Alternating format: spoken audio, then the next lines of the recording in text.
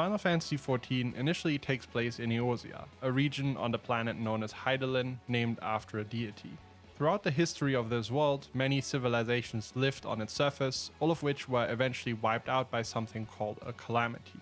7 of these calamities have wrecked the planet, sometimes with thousands of years between them, during which civilizations could flourish, only to then fall again. The calamities seem to be indirectly caused by the inhabitants of Hydaelyn, but some unknown force is amplifying their effects to catastrophic levels. Think of it like spilling a glass of water but accidentally flooding your whole room. One of the civilizations wiped out in this way was the Allegan Empire, a highly advanced society with technology that easily surpasses that in the current era. But even with all of their knowledge, they weren't able to stop a calamity from destroying everything that they had built. The cause of these calamities is unclear during Realm Reborn, but it will become clear in later expansions, as it's a central theme that the players have to deal with. The latest calamity, also known as the 7th Umbral Calamity, happened only recently before the setting of Realm Reborn. The Garlean Empire, now home in Garlemald, discovered a substance called ceruleum, which they used to power their war machines. With this power and an unrelenting thirst for conquest, they're a nearly unstoppable force for other nations of the planet. 20 years prior to the game's timeline, the Empire invaded Eorzea and managed to subjugate the city-state of Alamigo in the northern parts. However, they never managed to conquer the south in the same way, following a massive defeat against the dragons at Lake Silvertear. The ancient serpentine dragon Midgardsormr battled the Garlean airship fleet over the lake, and eventually destroyed the Agrius, the mightiest Garlean airship, and crashed it into the lake along with himself. Why Midgardsormr was protecting the lake became apparent when vast amounts of ether were released from it following the crash of the Agrius. Ether, as is important to understand the story, is a fundamental element that permeates the entire world of Hydaelyn. It serves as both a source of energy and a conduit for magic. Ether exists in various forms, flowing throughout the environment and giving life to all living beings. It's also ether which enables the use of the arcane arts in the first place. All beings on Hydaelyn have an amount of ether inherent to them, some more than others. The ether from the lake was released into the world, and the following years gave rise to an increase in the summonings of entities called primals. These are, in essence, magical beings summoned into the world and sustained through vast amounts of ether. A primal can take many forms, as merely a vision of the being to be summoned is needed. Because of that, the most common primals at the time took the form of beastmen gods, which many of the tribes could picture in their heads very clearly. A primal, once summoned, will temper beings around it, affecting the ether, making them effectively puppets. As the beastmen were now armed with the knowledge of summoning, abundant ether, and prayer, the Empire was facing an entirely new enemy. And no matter how many primals they destroy, they cannot be wiped out forever, as if supplied with sufficient ether, one can simply summon them again. The concept of primals is key to understanding the story of Final Fantasy XIV and will be important all the way to the end. Following the defeat above the skies of Lake Silvertear, one Imperial called Nael Van Darnus, later revealed to be impersonated by his younger sister, came up with a plan to wipe out the beast tribes and put an end to the summoning of primals. To do this, she wanted to make use of an Allegan relic. The Allegans, the extinct civilization we touched on a moment ago, in their demise left behind a lot of relics to be uncovered, one of which was the smaller of the 2 Eorzean moons called Dalamud. Having found an Allegan device capable of bringing down Dalamud onto the planet, Nael sought to destroy the beast tribes by crashing it into Eorzea. A completely deranged and insane plan, one that not even most of the Garleans agreed with.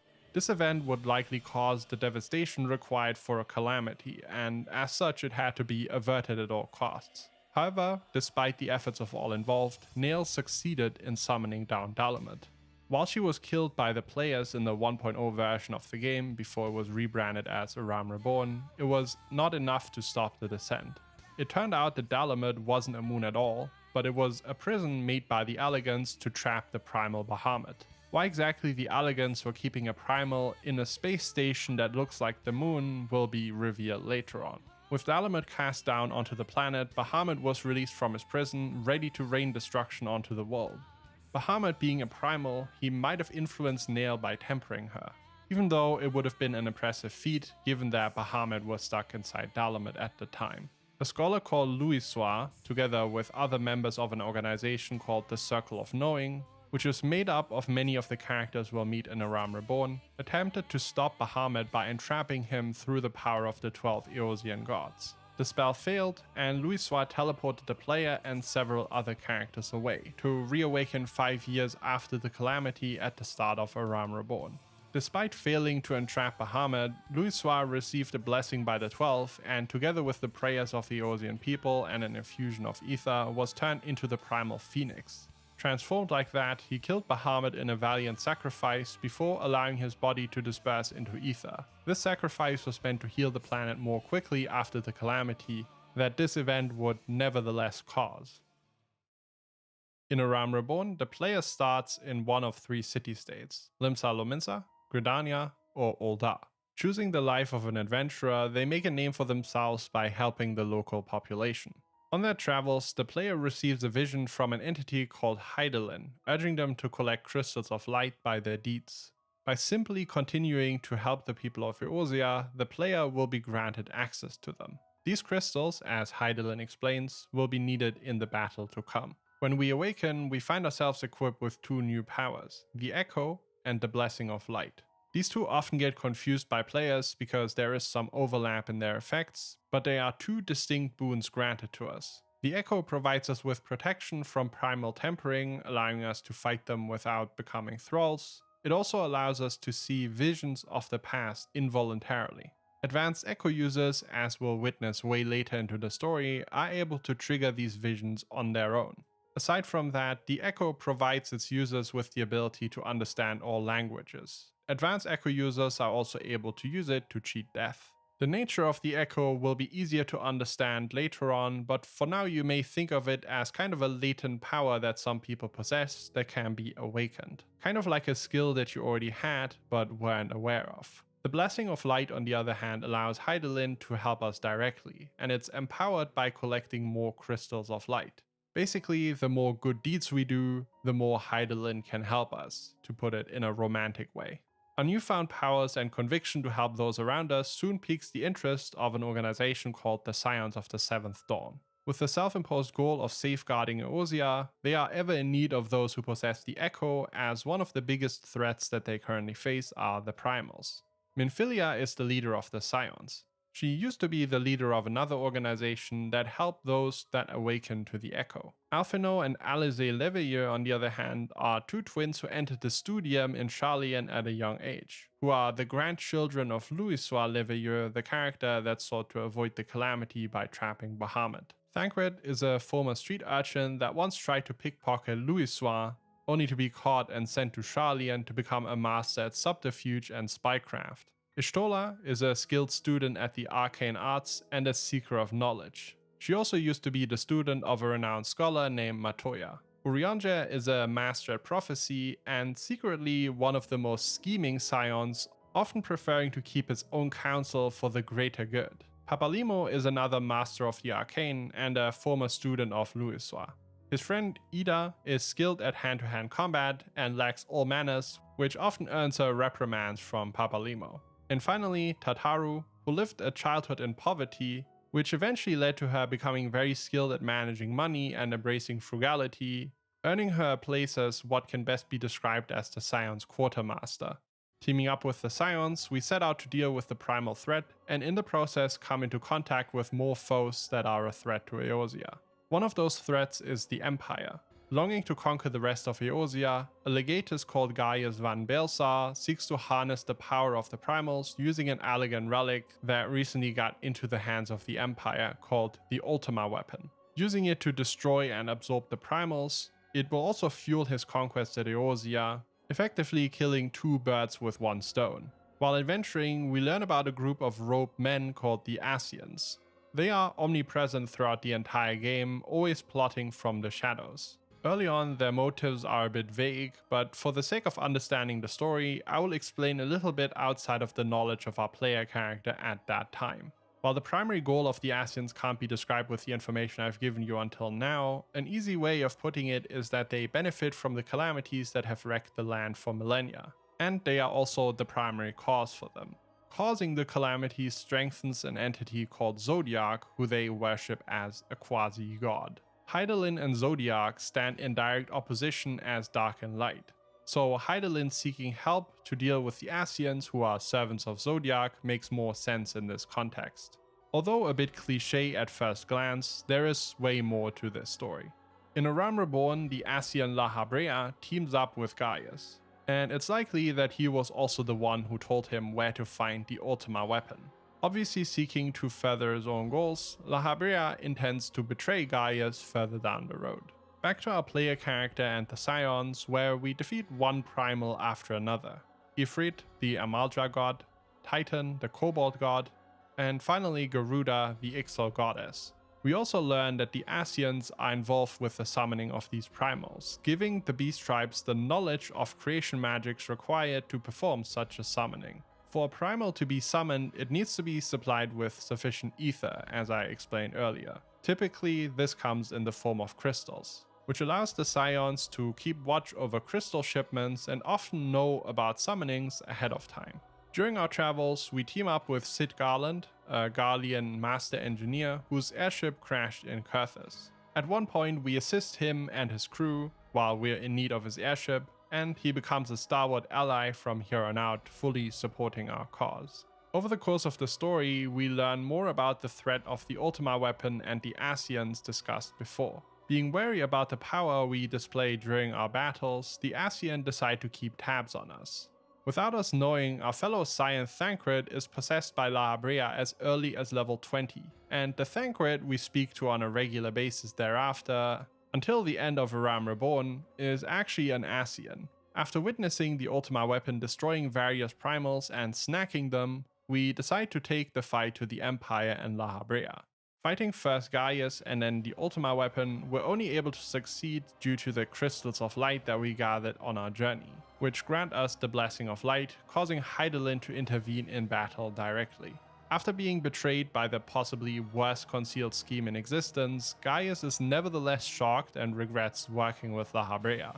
The Ascian reveals that the true purpose of the Ultima weapon and the reason it had to absorb the primals was to quicken its core, allowing him to unleash the spell called Ultima. Releasing the spell, the entire castrum and the surrounding areas are destroyed. Such devastation! This was not my intention! We defeat La Habrea in battle and think him dead, not knowing that his powers will allow him to return in the future.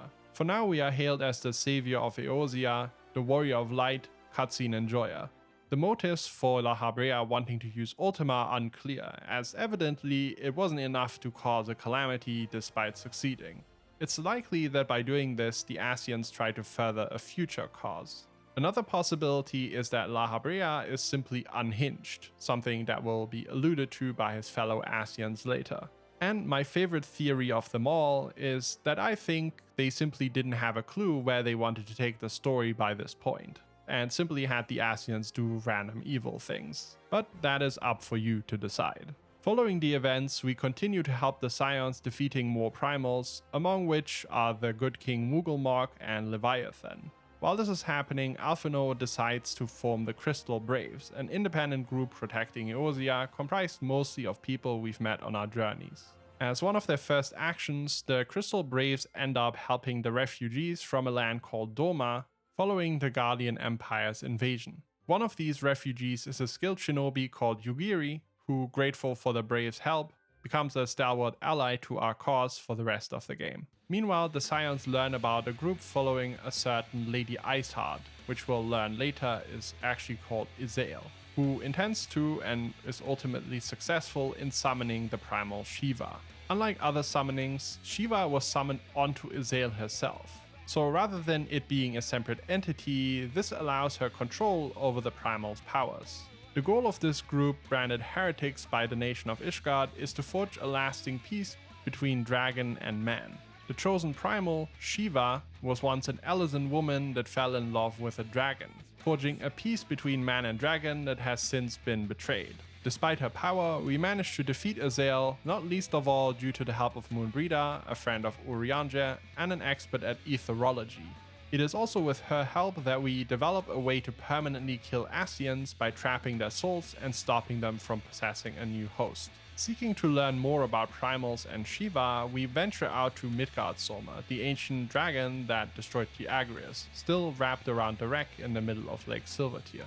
Talking to him doesn't go quite as planned, however, as he prompts us to rise to the challenge by doing what we do without Heidelin's blessing, severing our connection to it. Wanting to take our measure, he henceforth observes us on our journey.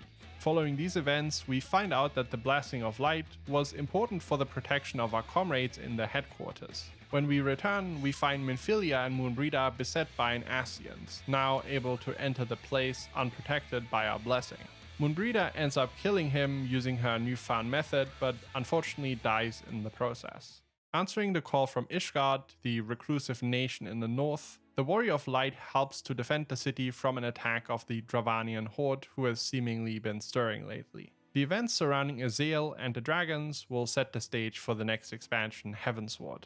Meanwhile, a plot in Uldar causes the Warrior of Light to be forced to flee due to being framed for the murder of the Sultana Nanamo Ulnamo.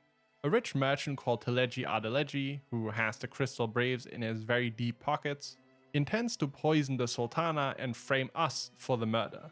Another merchant called Lolorito, however, caught wind of this and bribed the conspirators to work for him instead, swapping the poison for a very potent sleeping potion instead.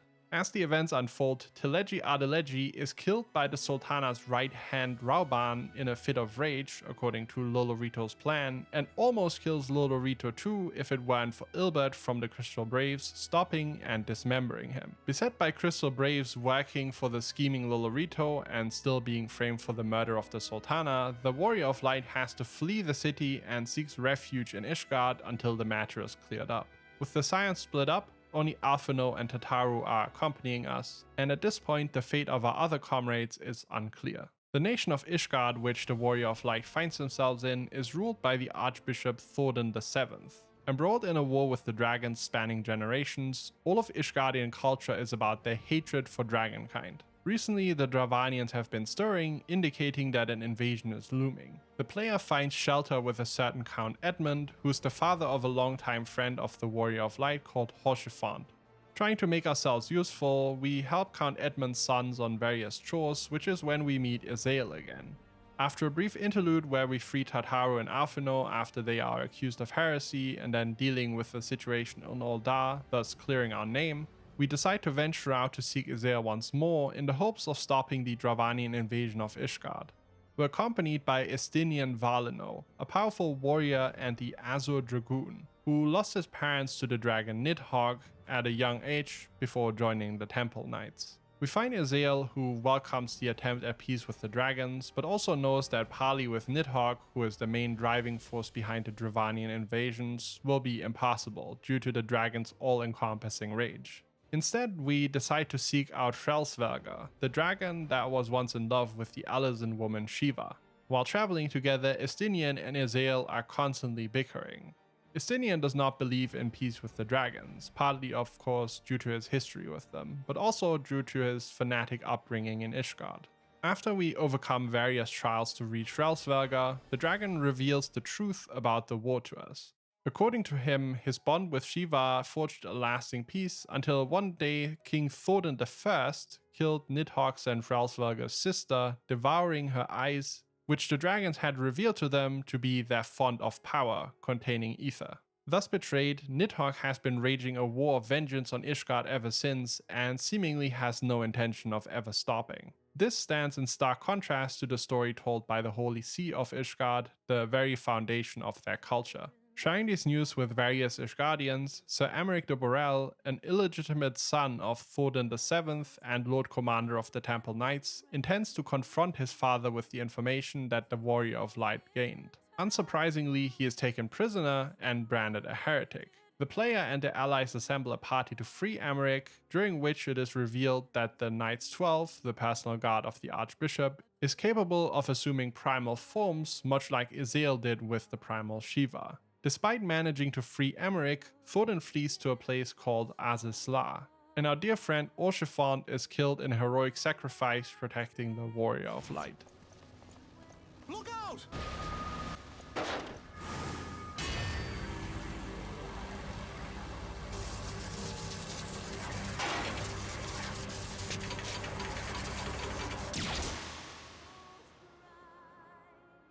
Surmising that, just like Gaius Van Belsar, Thorin received information about Allegan relics by the Ascians, the Scions intend to stop him. The place he fled towards, Azazla, is a floating island of Allegan make, and it stands to reason that the Archbishop seeks power there. To reach Azazla, we need a way to breach a powerful protective field around it, and seek the help of Ishtola, who's an expert in arcane matters. However, you might remember that she was stuck in the waterway beneath Uldar when the Scions had to flee the city.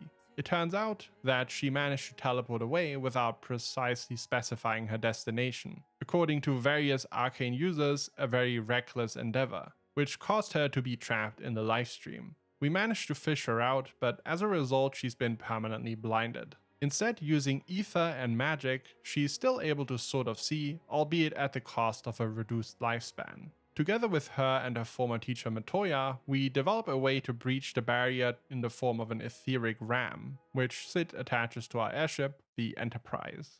As the Scions breach the wall of Azazla, a massive Garlean airship appears, having been lurking for us to do the work for them. Izael sacrifices herself, turning into Shiva, and takes the airship down with herself. Devastated, we reach Azazla to discover the dragon Tiamat, one of Midgardsormr's children, and trapped there. She reveals to us the truth about the Ascians and the Allegan, how they killed the original dragon Bahamut, and later tricked her into summoning a primal version of him. The Ascians then handed the primal Bahamut to the Allegans, who trapped him inside of Dalamut, which, in combination with the Crystal Tower, which we'll talk about later on, harnessed his energy to fuel Allegan machines. Upon receiving this information, our link with Hydaelyn and thus the Blessing of Light is restored, and Midgardsormr seems very pleased with us. Together with our allies, we set forth to kill Thorin, but are first challenged by two Ascians, Lahabrea, who returned from the dead, and Igiorm, who fused together into Ascian Prime. Having our Blessing of Light back, we defeat them, before King Thorin appears to reveal his true intention. Using the second Eye of Nidhogg, which was buried with the first Azure Dragoon, a near bottomless source of ether, as well as the prayers of generations to turn himself into a primal god king, which he intends to use to stop the dragons once and for all. After performing the summoning, his first action as a primal is to permanently kill Lahabrea. Despite being faced with such a powerful foe, the Warrior of Light manages to defeat Thorin. Istinian, arriving shortly after the action, takes one of Nidhogg's eyes in his hands. However, in this moment of triumph, Istinian is vulnerable and his mind is taken over by Nidhogg, turning his body into a vessel for his rage. Dealing with the mix of Nidhogg and Istinian, which we'll call Nidstinian, becomes our utmost concern to allow man and dragon to make peace. Following the defeat of Thorin, Sir Emeric takes charge in Ishgard as an interim solution. Seeking permanent peace with the dragons, the Warrior of Light and their allies earn the trust of another dragon called Vidofnir. However, there are those that don't want peace with the dragons. Wary after generations of war, losing their friends and family, they refuse to let old grudges go. During a ceremony, Sir Emeric reveals a mural in honor of Frelsvelgar and Shiva as a symbol of the peace that he seeks between man and dragon. The ceremony is interrupted by an enraged Nidstinian, impaling but not killing Vidofnir, and decrying any talks for peace. Teaming up with Kryl, one of the students of Baldesion, we managed to track down Thancred, who had still been lost after the events in Uldar at the end of Realm Reborn. Another scion now missing is Minfilia, who's not been found by that point, who had been in the waterway with Ishtola and Thancred. During our investigations, we stand to reason that she might be trapped in the ether. Using a contraption called the Anti-Tower, we peer into the ether and discover Minfilia, who refers to herself as the word of the mother now, speaking for Hydaelyn herself. She then explains the origins of Hydaelyn and Zodiac in broad terms. According to her, Hydaelyn trapped Zodiac when he grew too powerful, and in so doing sundered reality into 14 shards. The source is the place we are in, and there exist another additional 13 so-called reflections. Each time one of these reflections is joined to the source, it causes a calamity. And each time, Zodiac grows a little bit stronger. Following these events, the Warrior of Light and his allies team up with Relsvelgar and defeat Nidstinian on the Steps of Faith. Estinian fortunately survives, but with the Dragon Song War now over, he steps down from his role as the Azure Dragoon. Nevertheless, he will be important all the way until the end of the story, deciding to help the Scions after taking a well-deserved break. Following these events, a mysterious group emerges who call themselves the Warriors of Darkness. Urianger is shown in various cutscenes, seemingly scheming with them and the Asians against us. When we finally meet them, they speak about their home world, the first reflection of the Source, or simply the first. Struggling with Asian machinations just like us, they had defeated darkness with Hydaelyn, only to be confronted by a flood of light, threatening to engulf their entire planet. Seeking to stop the flood, they teamed up with the Asians, Forces of Darkness, which ultimately led them to the Source. This plot will become a central theme of the expansion Shadowbringers later on. In the process of traveling to the Source, the Warriors of Darkness had to give up their bodies like the Asians, who are now bound to their crystals. While the two groups fight, one of the opponents is revealed to be Urianger, who is actually double-crossing both groups for an alternative solution to the problems in the first, having infiltrated them. In the middle of battle, he prompts both groups to raise their crystals, upon which they are transported into the ethereal sea to speak to the word of the Mother. Together with her, the Warrior of Light and the Warriors of Darkness decide to send Minfilia to the First, where she intends to stop the Flood of Light, together with the Warriors of Darkness. This part of the story might be a little bit confusing, so let me offer an alternative, easier summary. The equivalent of the player character from another world was tricked by the Asians to do battle with us to save their own world without any success chance. Urianger caught wind of this, infiltrated them and promised assistance, but instead found an alternative solution, transporting both groups to Minfilia, who then travels to the First to stop the Flood of Light together with the Warriors of Darkness, saving the entire reflection for now. Or, realizing this is still a mouthful, the alternative solution is that Urianger is playing 4D chess. While the Warriors of Darkness are being dealt with, an Alamigan resistance group rises up.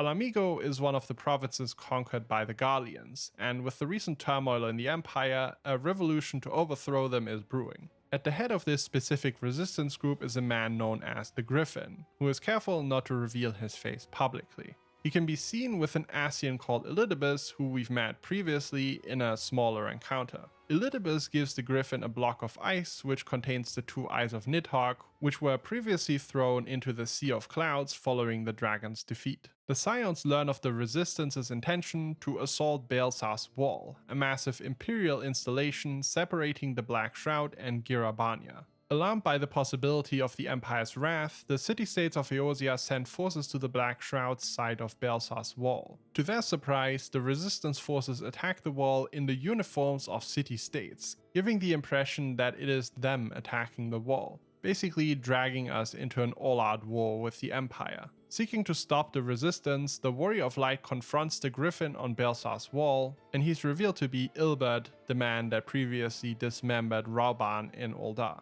With the two eyes of Nidhogg given to him by the Asians, the countless prayers of the people of Alamigo for salvation from the Imperials, and the countless soldiers sacrificed on Baelsar's Wall, a crazed Ilbert intends to summon a primal mightier than Bahamut. With the near bottomless ether inside of not one, but two eyes of Nidhogg, we currently stand no chance of success against such a powerful foe. Papalimo, knowing this, sacrifices himself and uses the staff Tupsimati, much like Louisoix once did with Bahamut, to trap the Primal, which will be called Shinryu from here on. To deal with the trapped Primal once and for all, the Scions, with the assistance of Sid Garland and Nerotol Skeva, intend to use the elegant Omega weapon, which was used to defeat the original Bahamut.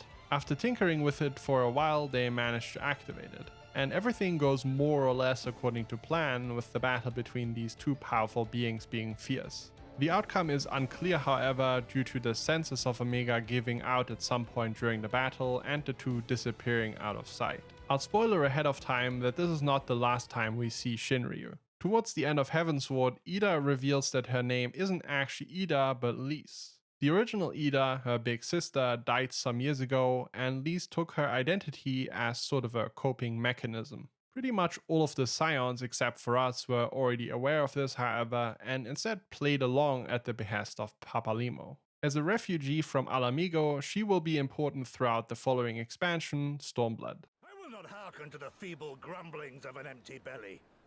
Duty comes before all.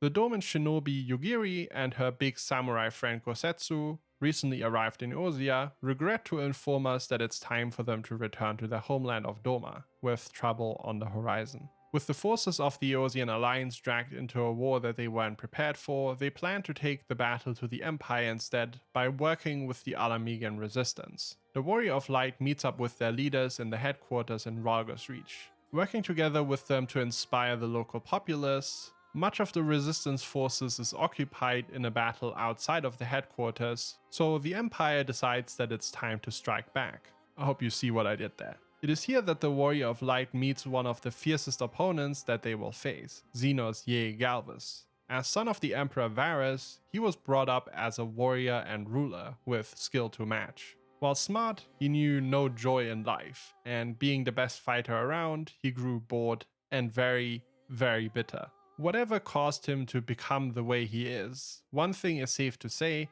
Xenos is after nothing but the thrill of battle. He cares not for the throne or the power to lead others. He only cares for the thrill he feels fighting worthy opponents, because it is only there that he finds his wicked enjoyment in life. Even for the Warrior of Light, Xenos proves too much in the defense of Ralgos Reach, causing many of the resistance forces present at the time to be slaughtered by the Imperials. Not willing to give up yet, the leaders come up with a plan, forcing the Empire to fight on two fronts by dividing their forces, causing an uprising much like this one in the province of Doma in the homeland of Yugiri and Gosetsu. After arranging transport to Kugane, a port city in Hingashi, they meet up with Gosetsu. To arrange transport to Doma, the adventurers need to cross the Ruby Sea, which is controlled by a pirate faction called the Confederacy. Anyone crossing the Ruby Sea has to pay them a tax, supposedly for keeping the sea safe. The Empire has not yet seen fit to deal with these pirates, but the Confederacy is understandably cautious not to anger them lest they be conquered just like Doma. Upon reaching the Ruby Sea to seek passage, we meet another antagonist of the expansion, Yotsuyu, the Imperial Governor. A cruel and sadistic woman, she finds pleasure in torturing people. This is among one of the reasons why she was installed in her position as governor by Xenos in the first place, to break the spirits of the conquered. As we observe the situation with Yotsuyu from afar, it's obvious that she's making Domans kill each other for her own amusement. When things go too far, Gosetsu steps in, the honorable samurai that he is, offering his imprisonment for the safety of the villagers. Intending to free our friend, of course, we then seek help from the Confederacy. Not wanting to lift a finger out of fear of the Empire, we have to prove our strength and our intention to overthrow the Imperials by defeating the Red Kojin for them, a warlike tribe of tortoise-like beastmen. And in so doing, we defeat the primal Susanoo.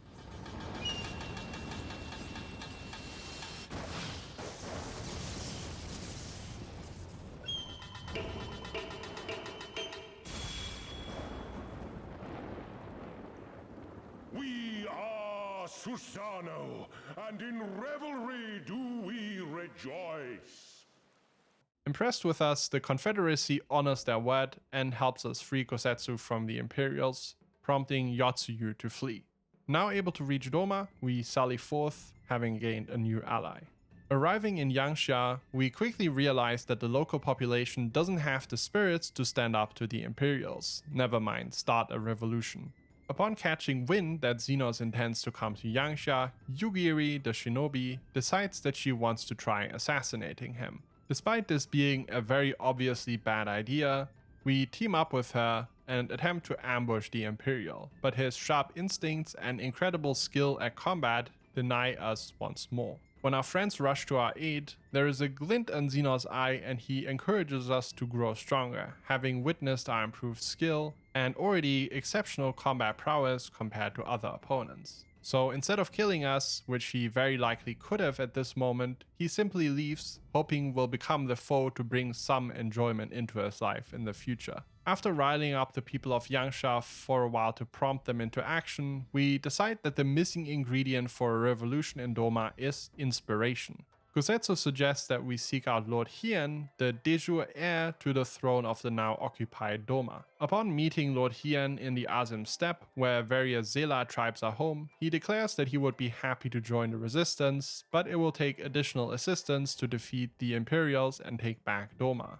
He says that he intends to join the Nadam, a ritual battle in which the leading Zela clan of the Azim Steppe is decided. By assisting a tribe of his choice called the Mole in the Nadam, we then secure the support of the entire Azim Steppe. With the assistance of the Zela tribes, the Confederacy, and the Blue Kojin, the Warrior of Light befriended, we execute our plan and boldly attack Doma Castle, flooding it in the process to avoid Yotsuyu, who's located inside of the castle, from fleeing. We fight our way to the highest floor of the castle where she's located in an effort to neutralize her, but unbeknownst to us, Yotsuyu had the castle secretly rigged with explosives. Gosetsu saves the adventurers by lifting a piece of the castle about to crash on them after Yotsuyu uses the explosives, and tells us to leave him behind to save ourselves. To spoil things ahead of time, Gosetsu survives this ordeal, only to be stranded on an island with Yotsuyu, who hit her head really hard, arguably a worse fate than dying in the castle after all. News of the victory in Doma spreads around quickly, strengthening the resolve of the resistance. Determined to make progress, the Alamegans make strides conquering Imperial installations, including one Castrum Veludina, with the assistance of the Warrior of Light.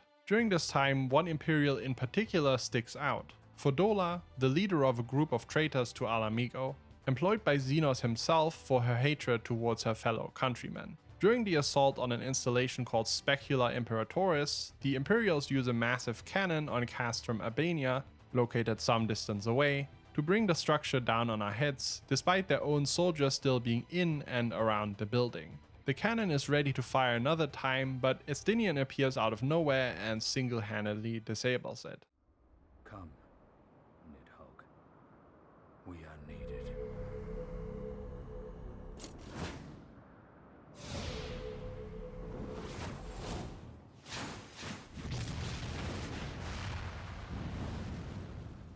Ready to capture the capital city of Alamigo, we sneak into the city to rescue Kryl, who was captured by Imperial forces. Reaching the research facility, we face off against Fodola another time, realizing that she's been the subject of wicked Imperial experiments, which have granted her an artificial version of the Echo. While we manage to defeat Fodola, the idea that the already powerful Xenos could acquire a fake Echo too troubles the Scions, obviously. The Warrior of Light ventures into the Royal Menagerie, where we find a trapped Shinryu, the primal summoned by Ilbert, and Xenos, ready to merge by using the artificial Echo. After a fierce battle, Xenos is ultimately defeated. Despite this, he doesn't appear sad, but somehow relieved and excited. Before the Warrior of Light can subdue him, Xenos takes his own life. With the liberation of Doma and Alamigo successful, the Empire has been dealt a massive blow, setting the stage for the next expansions. The Scions receive word that Yotsuyu and Gosetsu have been sighted together in Kugane, having previously thought them dead. After reuniting with Gosetsu, he explained that Yotsuyu seems to have completely lost her memory. After having lived through a troubled childhood with parents that despised her and a stepbrother whose shadow she lived in, turning her into the cruel sadist we know her as, the new Yotsuyu, or Tsuyu as Gosetsu calls her, seems another person entirely. Having grown fond of this childish Tsuyu due to having lost his own family before the events of Stormblood, Gosetsu is fiercely protective of her. After taking Tsuyu to Lord Hien, he deliberates about her fate. He decides that if this Tsuyu is truly a new person, then she can't be punished for her deeds as Yotsuyu, and therefore decides to keep her around as a guest. An envoy from the Empire arrives going by the name of Asahi, who claims to be the stepbrother of Yotsuyu. He declares, unconvincingly, that the Empire would rather have peace to focus on slaying primals, and proposes a prisoner exchange involving Yotsuyu to facilitate this. Asking to see her, he gifts her a mirror, presumably hoping she will regain her memories. And indeed, a short while later, she seemingly regains her memories and decides to take her own life. but is interrupted by her parents berating her in Yangsha after she snuck out of the Dorman Enclave. Resigning to her fate, she cuts them down, much to the delight of Asahi, who had been watching the entire thing. This family is really as messed up as they get. The Warrior of Light catches wind of these events using the Echo while tracking Yotsuyu down, and together with Hien they prepare for the worst, still quietly hopeful that they might manage peace talks with the Empire. On the day of the prisoner exchange, Asahi comes bearing crates supposedly containing crystals for the Dorman restoration, which then actually turn out to be filled to the brim with crystals. Yotsuyu summons the primal Tsukuyomi onto herself, and the Warrior of Light is forced to defeat her. After she is downed, Asahi shoots her several times, only to be impaled by what little power Yotsuyu had left, killing both of them. Gosetsu, following these horrific events, decides to spend some time on pilgrimage. Attempting to continue the peace talks, Alphino and an amiable Imperial that accompanied Asahi called Maxima decide to travel to the Empire together. However, they are shot down over the Burn, a desert bereft of ether, by unmarked Imperial Magitech. Just as they're about to be overwhelmed by attackers, they're saved by a Garlean man and some soldiers. The man refuses to identify himself, but Alphino is grateful for the rescue nonetheless. Meanwhile, in the Empire, it seems as though Xenos has made a return. Despite very dramatically having slit his own throat and being defeated by the Warrior of Light, it seems that an Ascian has taken hold of Xenos' body. This Ascian is revealed to be Elidibus, the secondary antagonist of the next expansion, Shadowbringers. Plotting with the Emperor, Elidibus manipulates him into using an etherical weapon called Black Rose. This weapon, as we'll understand later, will be the key to the next calamity that the Ascians are planning. Before long, Elidibus is forced to flee the body of Xenos, however, as in a completely non-confusing twist of events, the actual Xenos appears in the body of a soldier, having cheated death using the artificial Echo. Regaining control over his own body, he's now more determined than ever to chase down the Warrior of Light in his hunt, and probably get his face smashed in once more. The Emperor Varus, meanwhile, is not only plagued by his extremely powerful son's death wish, the confused Ascian Elidibus, but also his grandfather and founder of the Empire, Solus, who in a dramatic twist reveals himself to be an Ascian too. The Empire is therefore revealed to be of Ascian make, and its only purpose has been as a tool for the Ascians.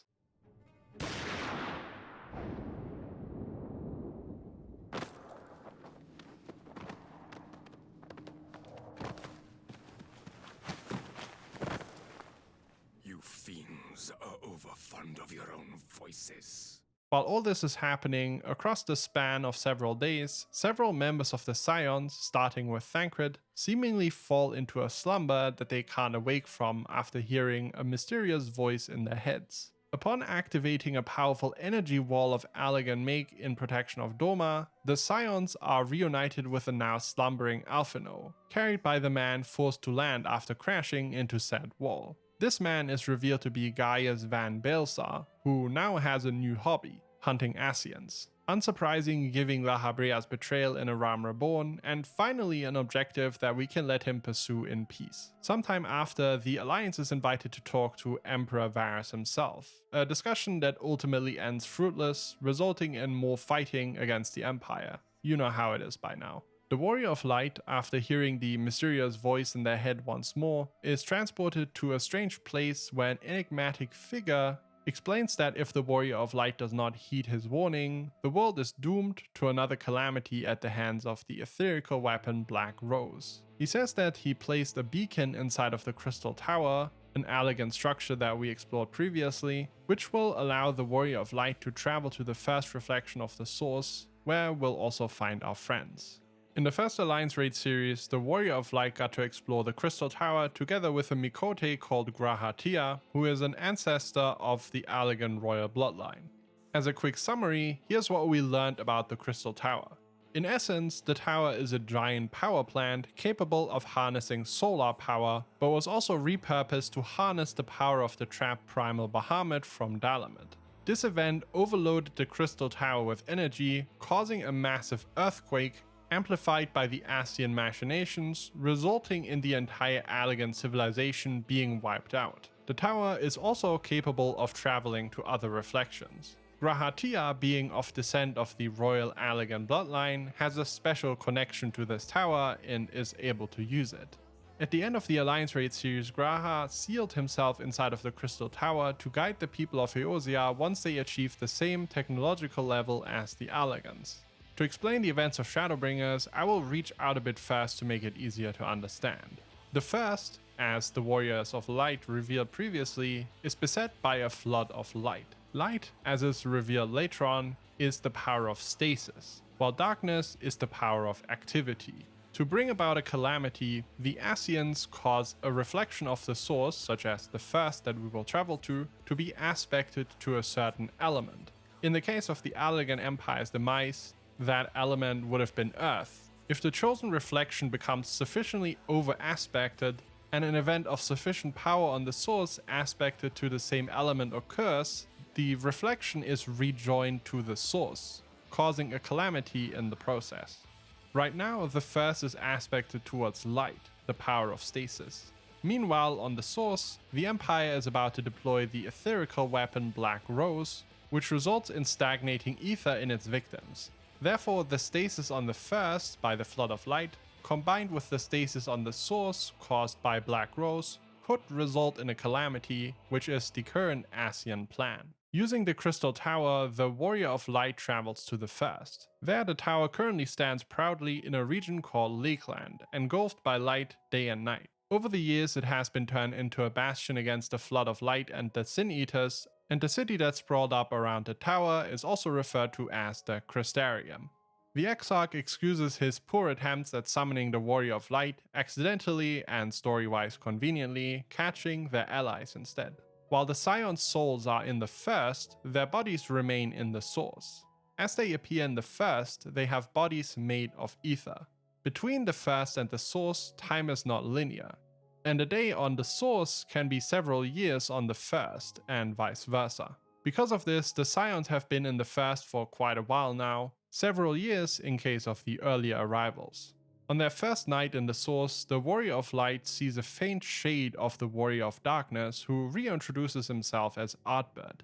Since returning to the first with Minfilia, who stopped the Flood of Light 100 years before the arrival of the Warrior of Light, he's been wandering the first. Nobody except for the Warrior of Light is able to perceive him, apparently. The Exarch, meanwhile, invites us to gather our allies instead of blindly trusting him, sending us out to find Alphinaud and Alizé. In Amareng, the Warrior of Light finds Alizé, who's working with local caregivers, assisting those who are in the process of turning into Sin Eaters. These creatures first appeared with the Flood of Light and have been plaguing the first ever since. Mindless and with an appetite for ether, the Sin Eaters are capable of turning others into Sin Eaters as well. During our time with Alizé, we get to experience this for ourselves firsthand when one of the caregivers is transformed into a Sin Eater before our eyes. We find Alphinaud in a place called Colusha, where he plans to make his way into the city of Yulmore, a place where the noble reside in luxury while the less fortunate souls outside of the city suffer.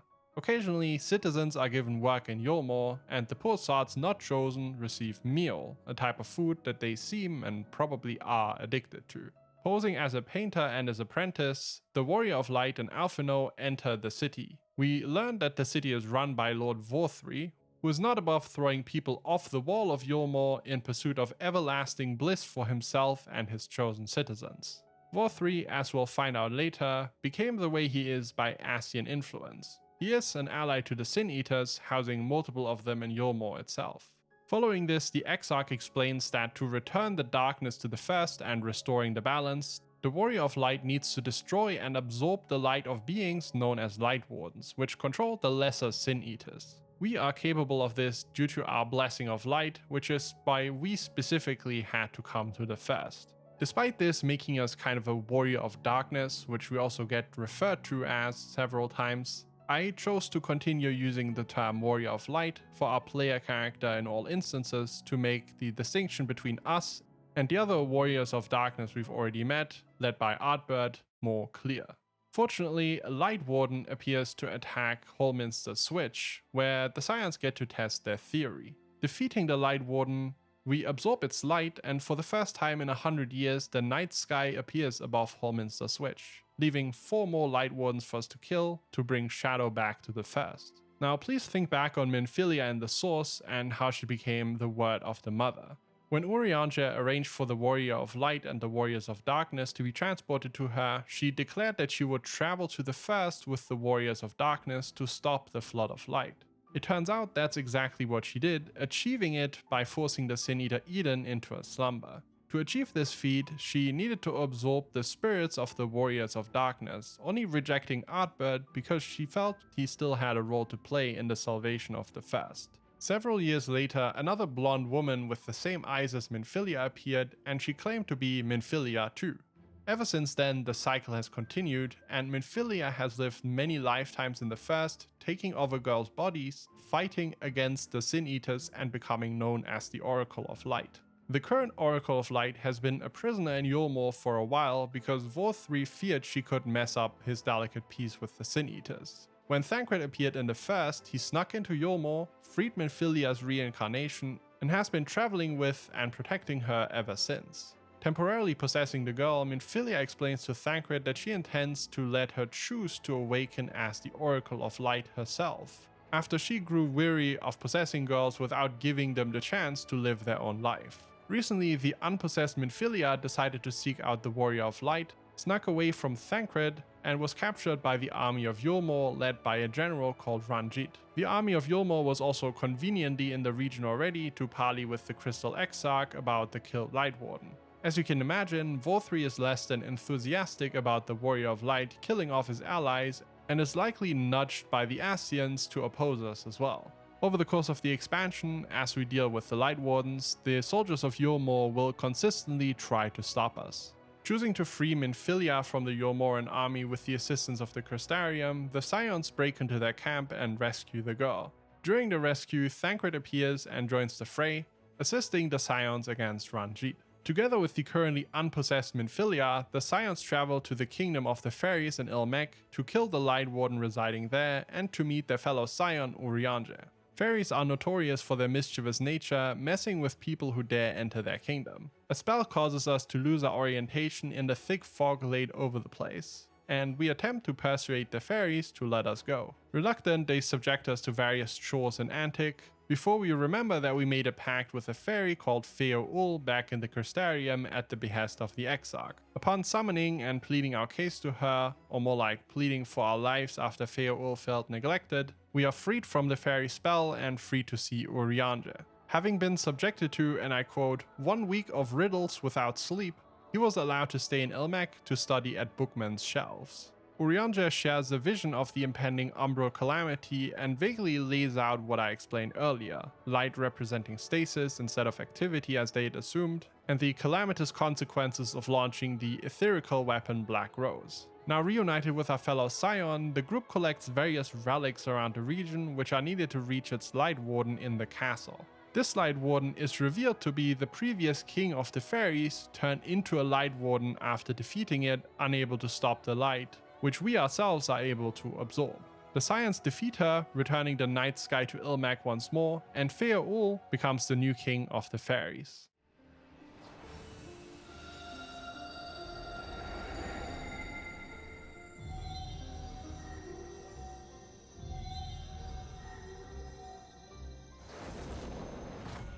Upon returning to the Crystarium, the Scions meet a man they recognize as Solus Zos Gavus, the founder of the Empire. Revealing himself to be an Ascian called Emmet Selk, he admits his frustrations at the Scions' actions tipping the balance of the first away from light, risking the rejoining that the Ascians have so carefully planned. He mentions how he was tempted to kill them, but remembered La Habrea and how that went for him. Instead, he would choose to cooperate and learn more about the Warrior of Light, offering some knowledge of his own in return. Oh, it is truly, deeply infuriating. Do you have any idea how much you have delayed the rejoining? Smelling the schemes from a mile away, the Scions are obviously hesitant to agree, though learning about the Ascian would be a valuable experience. Not that they could stop him from lurking in the shadows anyways. The Scions travel to the Raktika Great Wood in search of the next Light Warden in the company of Emmet Zelk, who chooses to appear at times offering smug commentary and suggestions. No lands must remain beyond our grasp. Go forth, conquer, rule! It is there that they meet Ishtola, who's been spending her days with members of the Knights Blessed, a religious group worshipping darkness. While helping out the local population to gain their trust and learn more about them, the Warrior of Light overhears Ishtola and Urianger discussing the light within them, having absorbed so much from the Light Wardens. Ishtola, with her unique arcane-based vision, is capable of seeing it within us. Worried about us, they hope that the Warrior of Light won't turn into a Sin Eater themselves. Soon after, with the help of a local tribe of Vis, as the Viera in the First are called, we reach the lair of the next Light Warden in the Kitana Revel and defeat it, absorbing its power. After we find some murals in the cave, Emmet Zelk appears and wants to explain their contents to us. He tells us of a great catastrophe threatening the end of the world, and how its people summon Zodiac, the will of the star, by sacrifice and prayer to avert the crisis. He reveals how both Zodiac and Hydaelyn are nothing but the oldest and most powerful of primals. The following day, the Scions awaken to an assault of Sin Eaters on their Crystarium. Defending the place, it quickly becomes obvious that the culprit responsible is Vorthri, who is mad at the Warrior of Light for messing with the Light Wardens and the citizens of the Crystarium rejecting him. The next Light Warden that we intend to face is located in Amarang, where the group sets out to. To find it, they plan on using the powers of the Oracle to sense the entity. To achieve it, however, the unpossessed Minfilia must take control of the powers of the Oracle, with the big caveat being that this will expel Minfilia, no longer allowing her to possess the girl at will any longer.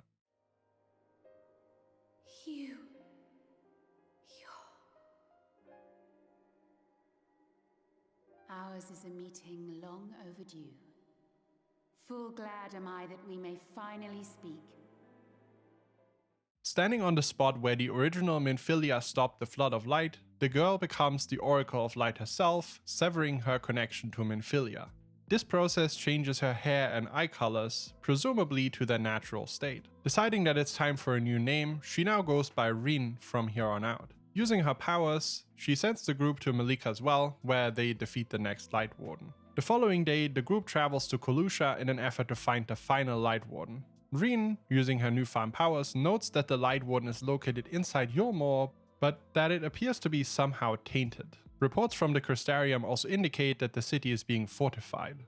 When the Scions arrive, they realize that some of the citizens of Yulmore are being turned into mindless zombies by some influence. Upon ascending into Yulmore, it's revealed that the final Light Warden is actually Vorthri, who flies away to safety on Mount Gog. To reach him, the Scions need to work together with the people of Kolusha and others that they've met on their adventures in the First. Using a giant Talos to grab onto the floating hideaway of Vorthri, they reach Vorthri after defeating a copious amount of Sin Eaters on the way. Together, they defeat the half-man, half-Sin Eater, who transforms into his Light Warden form mid-battle, before being defeated by the Warrior of Light as per usual. Absorbing the light proves too much for us, with it seeming to spill over and our control appearing to slip. Which is when the Crystal Exarch begins channeling the ether, claiming he intended to steal it all along, to escape the dying world by teleporting away using the Crystal Tower. Urianger, who is let in on the secret of the Exarch, stops the Scions from interfering, understanding that what he truly intends to do is to absorb the ether and then teleport himself into the rift where he will die, saving the Warrior of Light and sacrificing himself for it. While channeling the spell, the Exarch's hood is pulled back and he's revealed to be Grahatia, the Mikote that locked himself into the Crystal Tower back in the Source.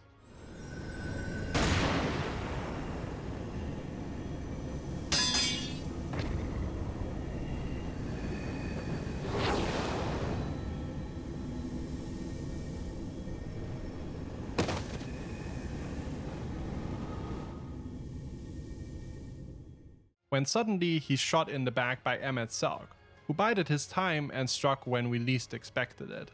Emmet Zelk transports Graha's body away and smugly invites the Warrior of Light to come visit him in the Tempest to spend their last days. Forced to endure the uncontrollable light within us, we are now slowly turning into a Sin Eater. Awaking in the Crystarium after having fallen unconscious, the Warrior of Light is still not turned, mostly due to Reen using her powers to stabilize the light within us. However, with the light now uncontrolled, the night sky has once again vanished from the first, and is instead replaced by the same old blinding light. By talking to the people of the Crystarium and receiving visions through the Echo, the Warrior of Light learns about Graha's origins. He arrived in the first 200 years ago, from a future where the 8th Umbral Calamity actually happened. This is the future Graha tried to warn us about when summoning us in the Source, claiming that all our paths would lead to failure if we didn't heed his call. Traveling through space-time, he sought to avert that fate by his deeds. For a lack of other options, we decide to take Emet-Selch up on his offer of visiting the Tempest, and travel to the bottom of the ocean on the first own version of Bismarck, a primal that the Warrior of Light slew in the Source.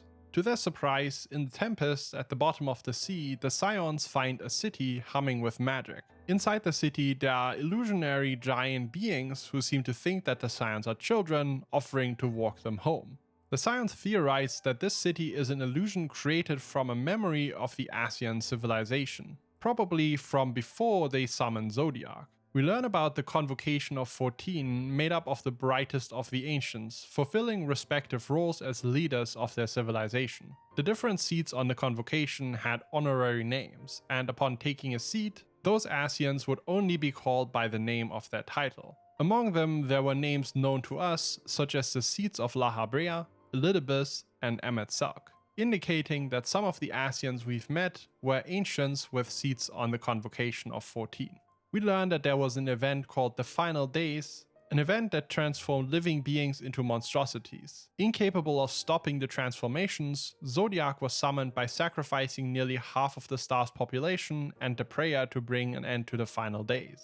But why would some oppose this and summon Hydaelyn? We learned from an ancient who calls himself Hythlodaeus, who is somehow aware that he's just a memory, that the ancients sought to repair the damage done to their world, for which in return, another half of the population would have to be sacrificed. The Convocation somehow planned to bring those who were sacrificed back, but that plan was never set into motion due to the summoning of Hydaelyn. We will learn more about this from first-hand witnesses in Endwalker. For now, it is enough to understand that the civilization existed millennia ago who averted a crisis called the Final Days by summoning a powerful primal called Zodiac, and in return another primal in the form of Hydaelyn was created by those who disagreed with this modus operandi. Setting forth, the Scions pursue Emet-Selch through a vision of the city of Amorod during the Final Days, witnessing the destruction for themselves. When they meet Emet-Selch, the Scions challenge him to battle. With the help of Artbird, the Warrior of Light is able to overcome the light within them, and Grahatia, very much alive, then summons warriors from beyond the rift to help them in the coming battle.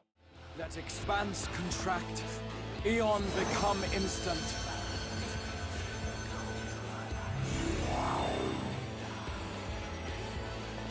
Champions from beyond the rift, heed my call!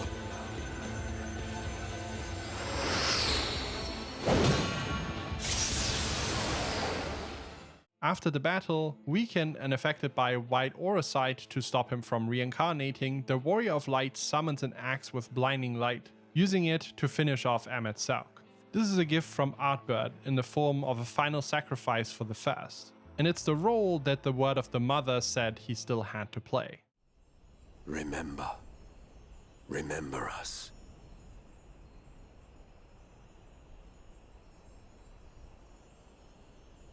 Remember that we once lived.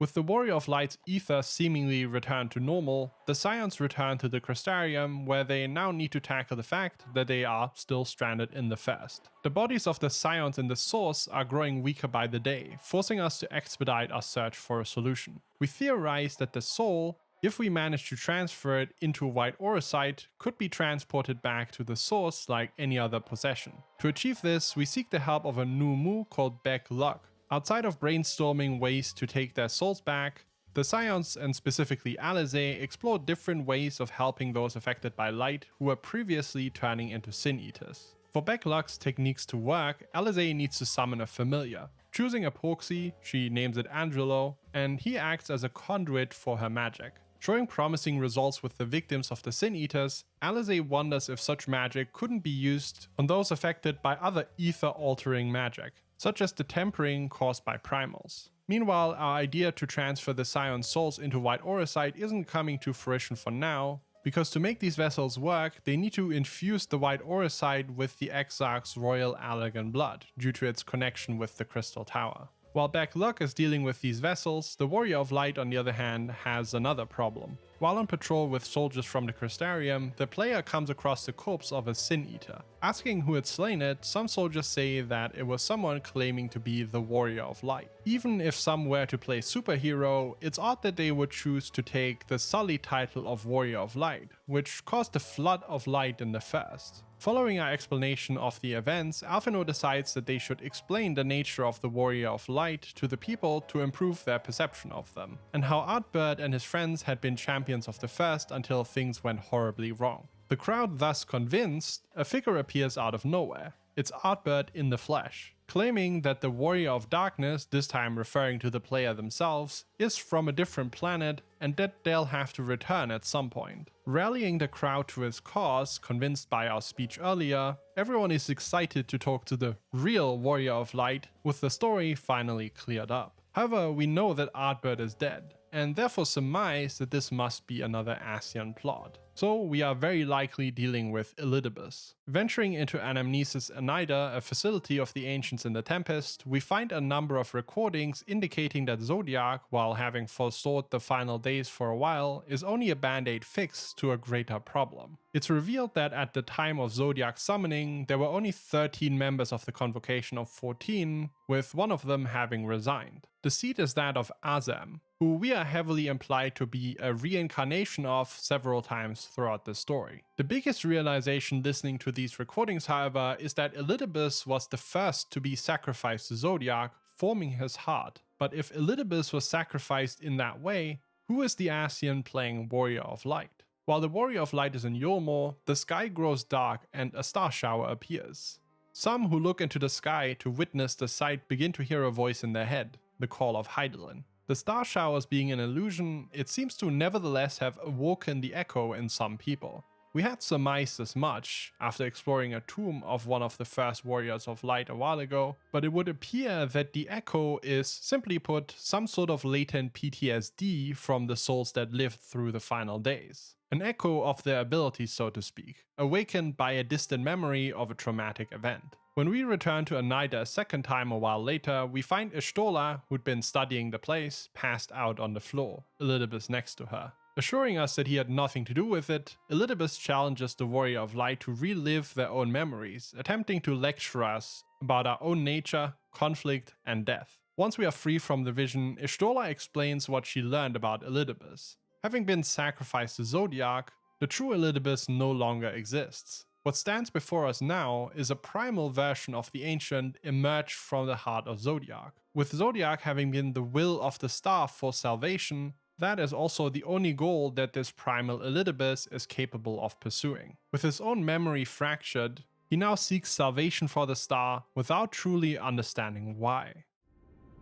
Having drawn your strength from such a cacophony of voices, can you truly be sure you still speak with your own?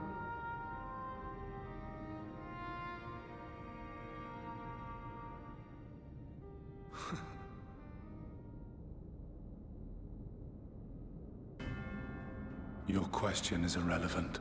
A while later, endeavoring to challenge the Warrior of Light to battle, Elidibus uses the power of the Crystal Tower to summon warriors from beyond to fight the player. To achieve this, he uses the crystal vessels infused with the royal Allergan blood which Beckluck had been working on to transport us back to the source, which grants him control over the tower itself. In the Hero's Gauntlet, we face off against the Spectres before returning to the Crystarium to finally face off against Elidibus himself. Being transformed into the first Warrior of Light, a fierce battle ensues, in the middle of which we receive assistance from a mysterious ancient, presumably Emet Selk, looking at the sassy waves he gives Elidibus at the end.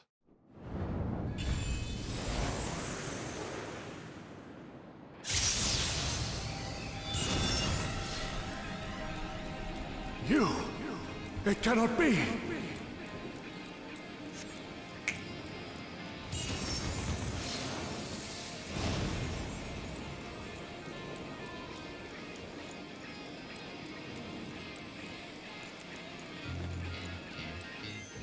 The 100% cooler Warrior of Light is ultimately successful, and Elidibus delivers one of my favorite lines in the entire game.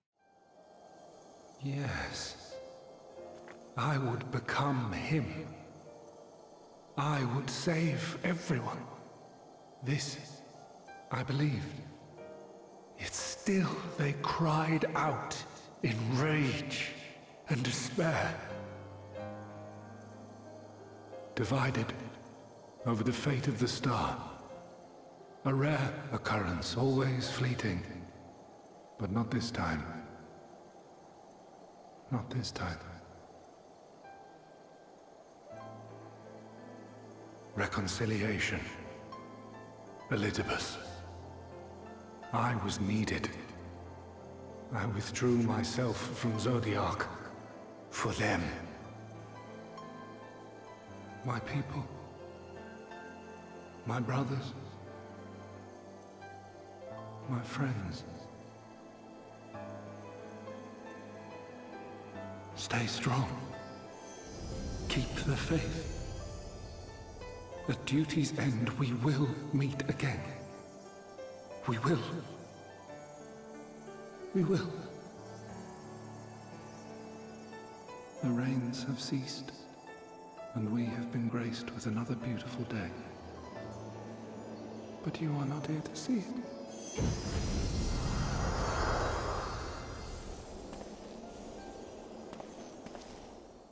Following the strain of summoning countless specters using the Crystal Tower, Gra'atia's body becomes further encased in crystal, an unfortunate side effect of using its power. With matters in the first settled, the Scions return to the source using their soul vessels, taking hold of their own bodies once more. The Warrior of Light meanwhile heads to the Crystal Tower where they awaken Gra'atia using his own vessel. Much is left to speculation here intentionally by the developers, but the end result is all the same. Gra'atia is with us, and he has the memories of his future self that will travel to the first and save the reflection. We're accompanied by the future past Gra'atia, so to speak. Things back in the source are better than you would expect after the Warrior of Light being gone for so long. Garlemald appears to be embroiled in a civil war after Xenos, having recently reclaimed his own body, killed his father Emperor Varus. There he sits on the throne contemplating how best to persuade us to fight him once more, while the Empire burns around him. With him is another Ascian, who introduces himself as Fandaniel. Fandaniel claims that with the Warrior of Light having dispatched the other Ascians, he's now free to do whatever he wishes, implying that his goals did not exactly align with those of the other Ascians. Thancred, having returned from spying in Garlemald, reveals that the majority of local citizens appear to have been tempered by a primal, working to transform the capital into something out of a horror movie. A new Imperial splinter faction has risen up, calling themselves the Telophoroi, or Endbringers. All around the source, massive towers have appeared, tempering those who venture close to them. They appear to be summoning new primals, and it's safe to say that we want them gone. The Ascian Fandaniel, having possessed the body of Asahi, appears at the side of a primal in Alamigo and introduces himself to us in no uncertain terms as wanting to bring death to the entire planet, including himself, by bringing about the final days once more. I could go on explaining his motives, but instead, I'd like you to hear it from his own mouth. And my heart's desire is to lay this half-broken world to waste, leaving nary a fleck of dust behind! What? Why would you want such a thing? Because I want wretched creatures who ask such meaningless questions to die! You! And you! And you! I want you all to die! And I want to die too! Oh, yes! I want to die and take everyone with me in a paroxysm of pain and suffering!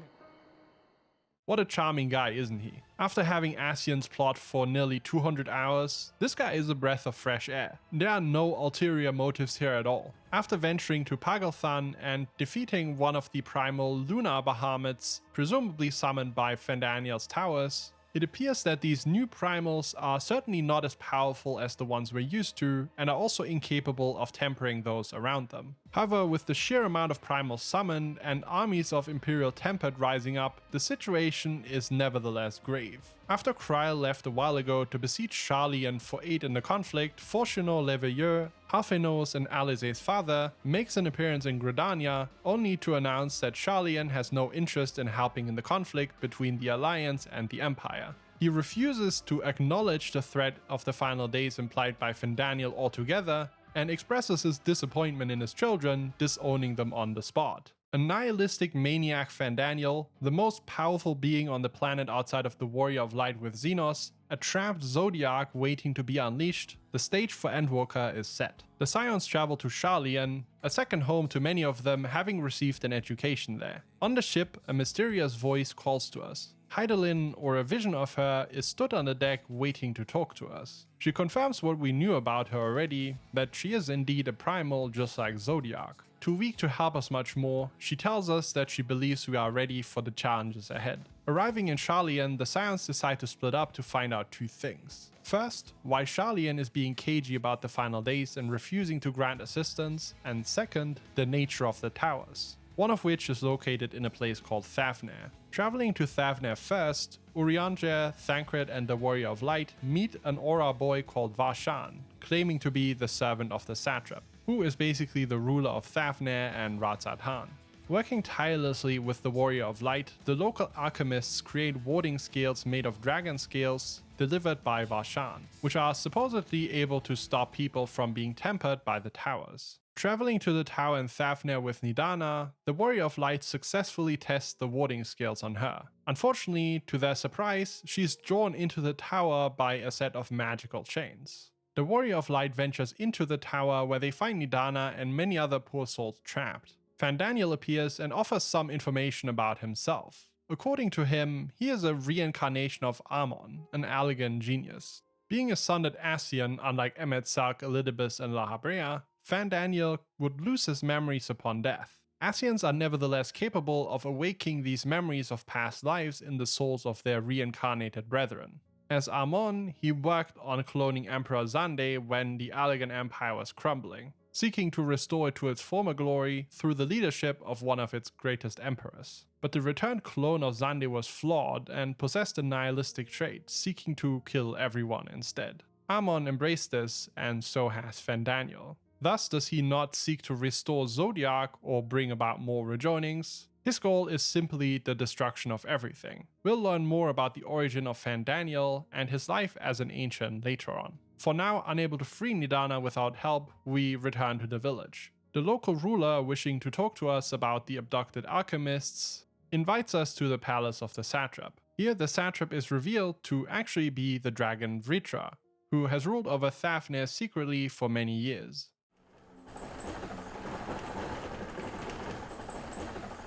Even here have we heard of the scions of the Seventh Dawn.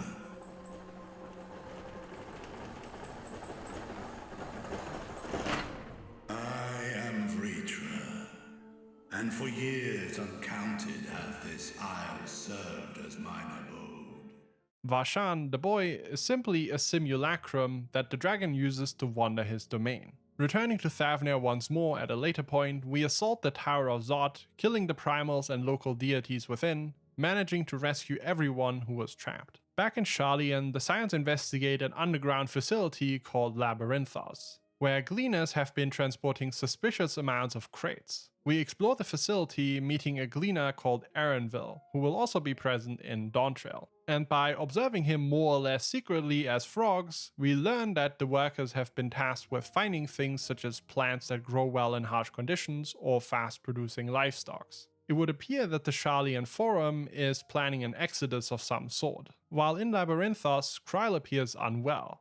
After staring at some curious looking flowers, she is possessed by Hydaelyn, who speaks to us about the flowers guiding us on our journey. We take one of the flowers with us, which emits a faint glow. And soon after they heard about our exploits in Labyrinthos, Fortuno appears and kicks us out. The Scions join an expedition to Garlemald with the intent of helping the local citizens unaffected by the tempering. The place itself is a complete wreck, having been reduced to rubble by the Civil War, with a monstrous tower at its very center. After setting up a base camp, we explore the surroundings and attempt to help distrustful Garleans, who tell us of the horrifying roar that tempered their countrymen. Trying to help their plight, some of them can't believe we have good intentions after what the Empire has done. One woman sneaks away with her younger sister, tragically dying in the cold rather than accepting our help. Back in the camp, an untempered soldier is caught trying to steal supplies. He introduces himself as Iolus and offers to take us to his leader. The Warrior of Light, accompanied by Alphinaud and Alizé, treks the long way to an abandoned train station where they find Lord Quintus Van Cinna,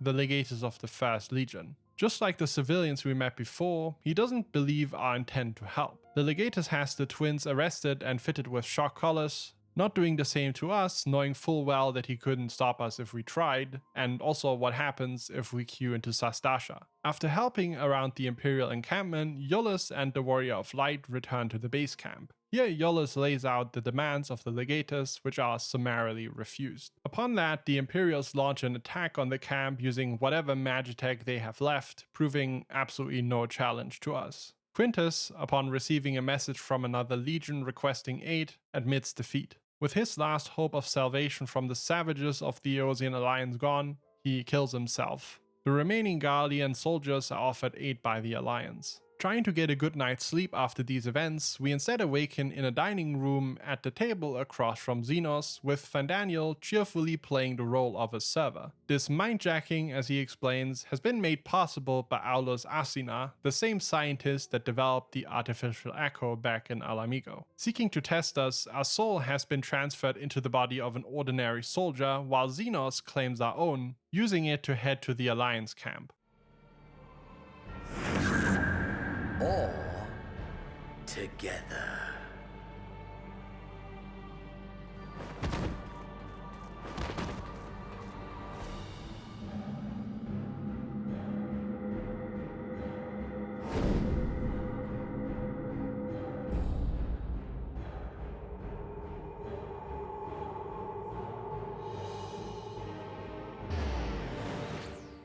Given the chance to catch up to him, we fight our way through one of the most hated solo duties in the game, arriving just in time to stop Xenos from deceiving our allies. Fandaniel also appears and explains that the charade has been a distraction from the tower within the city, which is channeling ether from its surroundings all the while. Xenos and Fandaniel leave, and the Warrior of Light passes out. When we awaken, we're back within our own body, and together with the Scions, we plan to infiltrate the tower within the city, also called the Tower of Babel, which according to Graha means something akin to Gateway of the Gods. Inside of the tower, the Warrior of Light and their companions find countless tempered Imperials, and at the core is the Primal Anima, summoned upon the dead corpse of Emperor Varus. Fandaniel, using the gathered ether inside the tower, shoots a beam at the moon, activating some sort of defense mechanism. Hydaelyn, possessing Kryl once more, explains that Zodiac is imprisoned there, held by etherical brands, the very same that Fandaniel is destroying right now.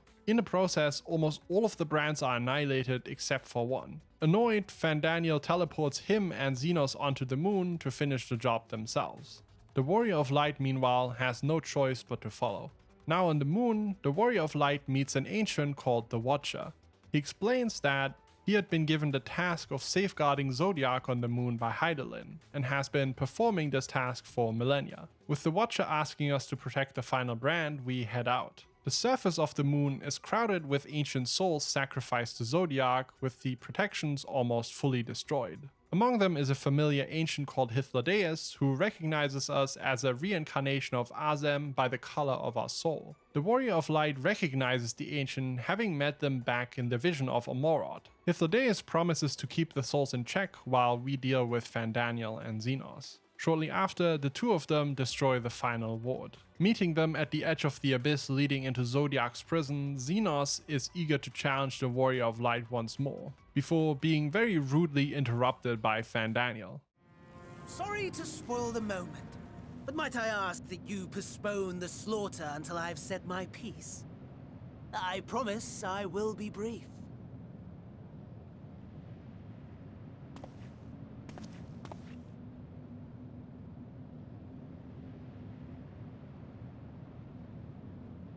Do you remember when I told you that I wanted to die and take everyone with me? I meant it.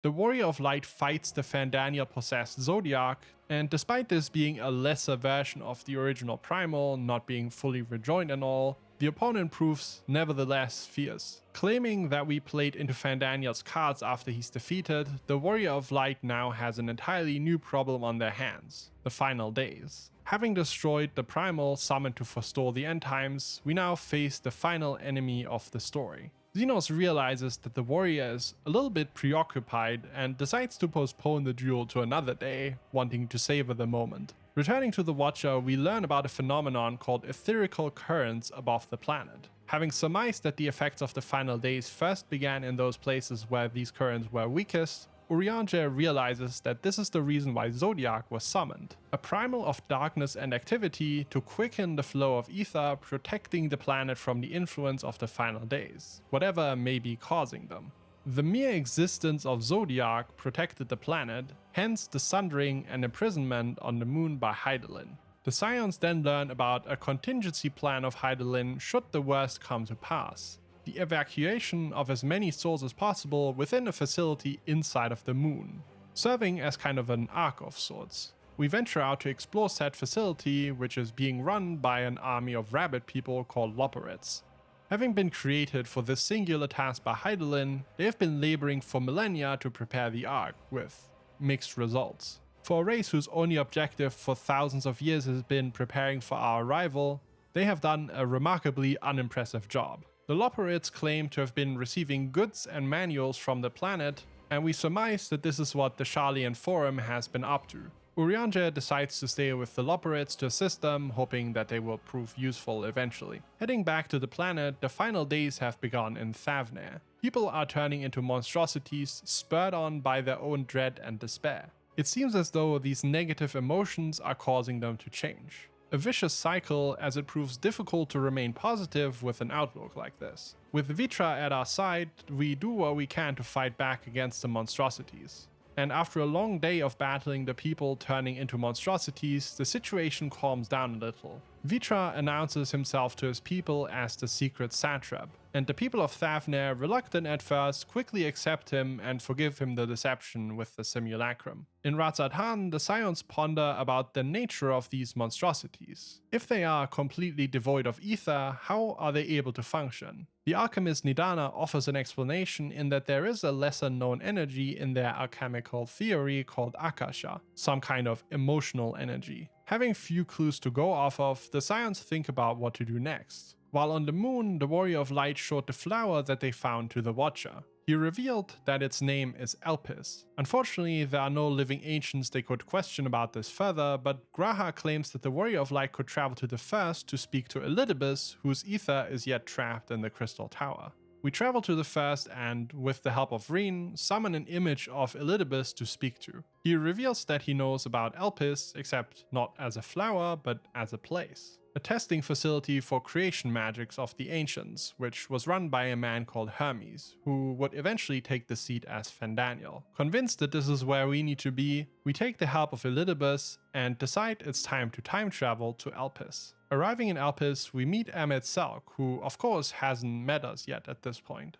and his friend Hythlodaeus. Noting that the color of our soul resembles that of the ancient Azem, a friend of theirs, they decide that we must be some sort of familiar that he summoned. The two ancients are visiting Alpes to take the measure of Hermes, who is a candidate for the seat of Fandaniel on the Convocation of 14. Heading out with them, we behold the ancients working their creation magics around us, summoning creatures and studying them. Alpes is a testing ground for creating and evaluating these creatures, where the ancients decide which of them can be allowed to live on the planet, whether they fit into the ecosystems, how stable they are, and so on. We set out with Emetzark and Hythlodaeus to meet Hermes, only to be greeted by a curious blue bird girl, who could 100% surely not be the cause of the final days, could she? Different. You're different too. You and me. We're alike. Friends. I want to be...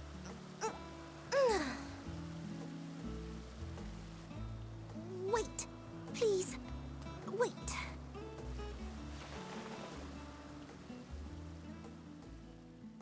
Greetings and salutations. Can you hear me? Hermes introduces her to us as Meteon, a creation and pet project of his. With Hermes pondering on whether or not he should take the seat of Fandaniel, the trio with us in tow decide to wander Alpes for a while. During our exploration, we learn about Hermes' care for the creations of Alpes. Much to the confusion of his colleagues, he doesn't want to kill them if they don't seem to be a suitable fit. Though he suppresses this caring emotion, one can tell that he is appalled by how some of the other ancients treat the creatures. To them, they are a tool to be used and to be disposed of. Meteon, meanwhile, seems incredibly sensitive to the emotions of those around her. When people are sad, she is sad too. And when they like a certain type of food, she likes it too, and so on. In the presence of Hermes, it appears Meteon is often feeling down. And it would seem we have a case of a very sad, misunderstood ancient on our hands. When we find a few Alpes flowers, which the place is named after, Meteon shows Hermes that the player too can feel sad, asking us to remember those moments where we felt grief.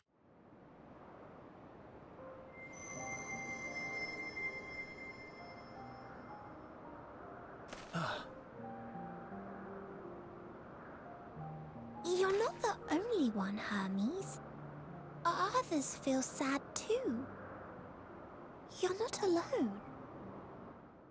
Hermes explains that, just like the Alpes flower, Meteon is an entelechy, a life form that is sensible to emotional energy called dynamis here, the same one Nidana talked about to us as Akasha. In a moment of vulnerability, Hermes admits why he created Meteon, to send her and her sisters out to explore the stars and report their findings. A being of ether couldn't make this journey, as space is largely devoid of the energy.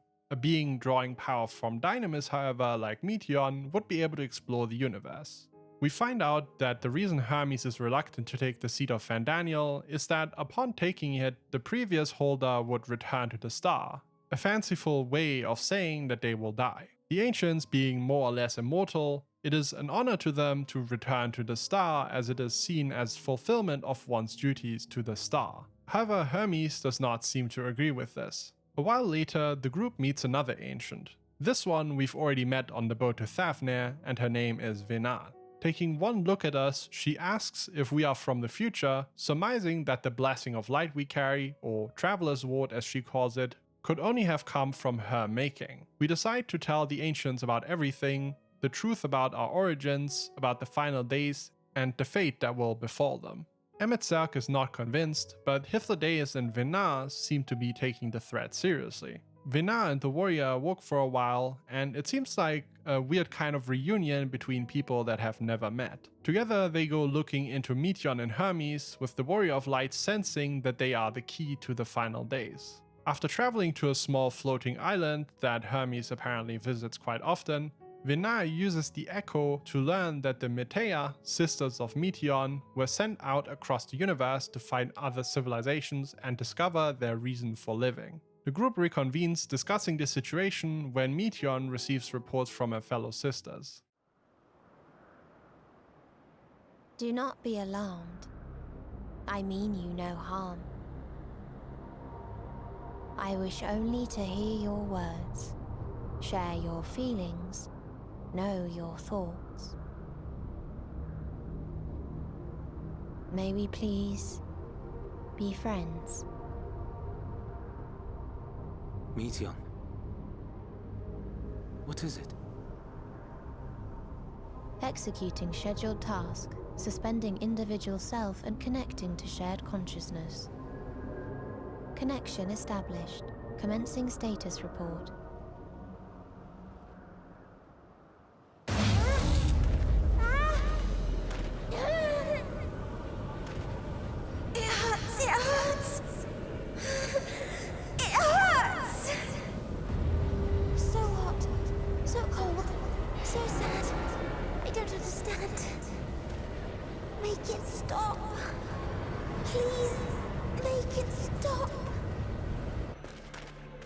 Steady, Meteion. Steady. So scared. So lonely. The pain. It's too much. However, the results are grim. Feeling despair, Meteion anguishes and runs away, begging us to leave her alone and that Hermes wouldn't be able to handle what she'd found. We nevertheless chase her across all of Elpis before finally cornering her. Apologizing to us, she activates the shared consciousness and reveals her findings. All units safely arrived at their respective destinations. Seeking answers to Hermes' question, we attempted to make contact with the intelligent denizens of each star.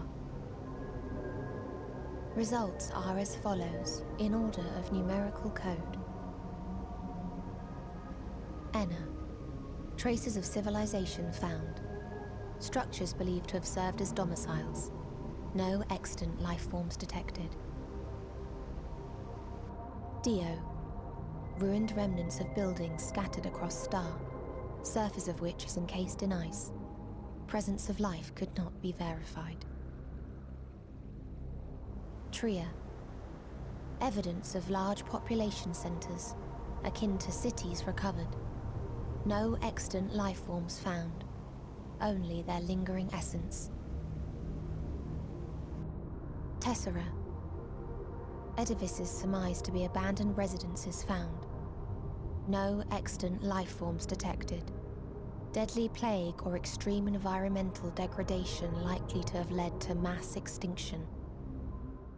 Upon explaining that the Metea only found pain, she explains her plan to retreat to the edge of the universe and expedite our demise by singing her Song of Oblivion. For if there is only suffering, why should they prolong it? Hermes, listening solemnly, decides that Meteion is right. To him, the world of the Ancients probably seems like a cruel place. Having witnessed the hubris of the Ancients playing gods over creation, he finally snaps and decides to help Meteion in achieving her goal. Hermes transforms into a creature with wings, grabs Meteion and flies her off to Cteisis Hyperborea, a testing facility in which Kairos, the memory reconfiguration system on Elpis, can be found. The Warrior of Light fights their way through various summoned creatures until finding Hermes and Meteion on the platform central to Kairos. Despite being defeated in battle, he manages to engage the memory reconfiguration system, prompting it to delete the memories of everyone, including himself, from the moment Emet-Selch and Hythlodaeus arrived in Elpis. Tricking him with the help of Emet-Selch and Hythlodaeus, Venar and the Warrior of Light are able to escape. The other three ancients lose their memories, which explains why Emet-Selch has no recollection of these events, and Hermes ends up taking the seat of Fandaniel shortly thereafter. Venar sends the Warrior of Light back to their own time, wishing them farewell. Knowing of Meteion, she would later become Hydaelyn in response to the summoning of Zodiac. It's now that I think I can explain the reason for Hydaelyn's summoning a little bit better. The Ancients, who viewed themselves as a nearly perfect peoples, summoned Zodiac to forestall the final days, quickening the ether currents around the planet. Zodiac was the hope of salvation for those that died, the will of the star to continue their existence as it was. Venar knew that this was no solution to the core problem, and that Meteion and her Song of Oblivion would one day prevail. Instead of tackling the real issue, the Ancients had created a band-aid fix. To maintain their supposedly perfect world, they had to continuously sacrifice more and more souls. And what more reason did Vinar need to summon Hydaelyn than a delusional civilization that exists only due to continued mass sacrifice? Therefore, she removed the Ancient's ability to simply pretend that suffering doesn't exist by becoming Hydaelyn and sundering the star. In spite of, or perhaps because of this, I choose to believe in mankind's potential, in his ability to find a way forward. So let there be no way back. From that temptation, I sunder us. No more shall man have wings to bear him to paradise. Henceforth, he shall walk.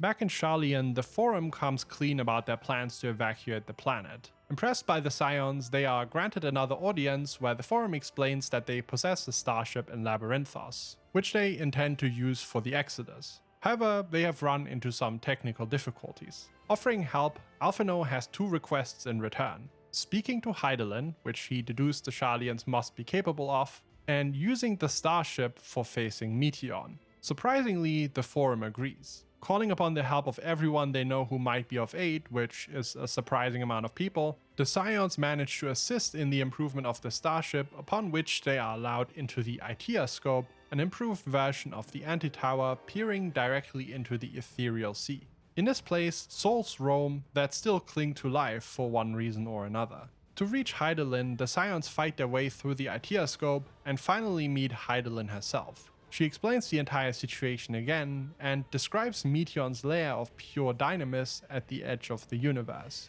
Fueled by the despair of countless worlds, she'll be no easy enemy to defeat, should we even be able to reach her. Seeking to test the Warrior of Light, Hydaelyn challenges us to a duel. The Scions emerge victorious and Hydaelyn collapses, having spent her last power. She entrusts the fate of the star to the Warrior of Light, who has overcome all, even Hydaelyn herself, and gives them a crystal of light containing the location of Meteion's lair, granting the Warrior of Light one final blessing, her power imbued into the crystal of Azem we are carrying. After this, she disappears and the Warrior of Light is on their own.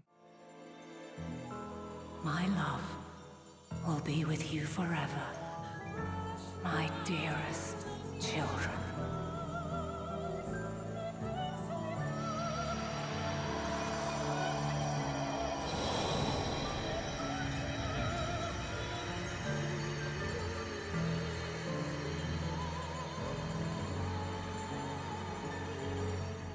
Returning to Labyrinthos after getting plenty of rest, the Scions enter the starship. At the helm, the Loperids. Using the information on the crystal, they pilot us towards the lair. Upon arriving, Meteion appears on the ship. Fighting against her power when all others lay defeated, Thancred manages to reach her, breaking whatever spell affected us, and vanishes in return. We awaken a short time later on Ultima Thule, a dead star, or at least the illusion thereof, and realize it was the sacrifice of Thancred who brought this place into existence. Exploring the dead planet, we are faced with memories of various civilizations that had suffered in the past. The dragons, the air, and the Omicron. Realizing that to advance to Meteion's lair, each of their plights must be overcome by our own conviction, much like Thancred sacrificed himself to bring the place into reality, the Scions sacrifice themselves, one after another, by pitting themselves against the nihilism and despair of those they meet. So I posit this. Who we were need not describe what we now hold in our hearts. Whatever came before, what matters most is the present. For me, that is being here with my friends, full proud of how much we've grown together. So I urge you to not give up. Heed your heart's desire and hope that the future you long for shall be realized.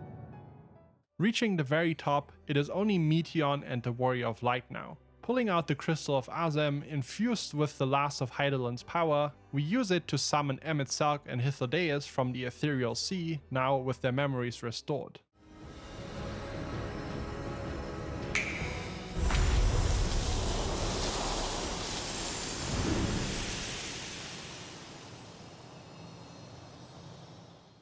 Prompted by Emet-Selch, using the Abundance of Hope, we summon the Scions back to our side through Hydaelyn's magic. Meteion seemingly temporarily returned to the blue-haired Entelechy we knew from Elpis, begs us to end the Song of Oblivion before disappearing. Having fulfilled their duty, Emet-Selch and Hythlodaeus take their leave, insisting that this is not their story anymore. Venturing into the lair of the Endsinger through memory visions of various planets and their demises, we eventually reach the final boss. So join us in despair and embrace yours.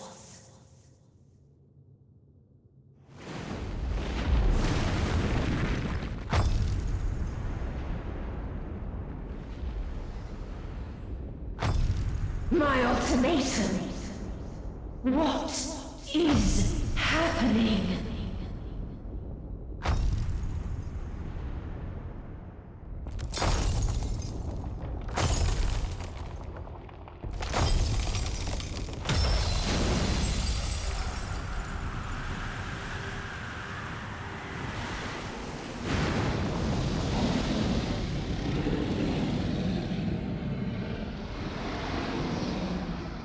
At the end of everything, I find you, my friend. It is at this moment that Xenos comes crashing in as Shinryu, having gorged himself on the remaining ether of the Mother Crystal. There this madman is, on the edge of the universe, asking us for a duel and why we haven't gotten rid of the Endsinger yet. Accepting his help, we climb on the back of Shinryu, from where we fight the Endsinger. After a fierce battle, we manage to defeat it, stopping the Song of Oblivion and the final days.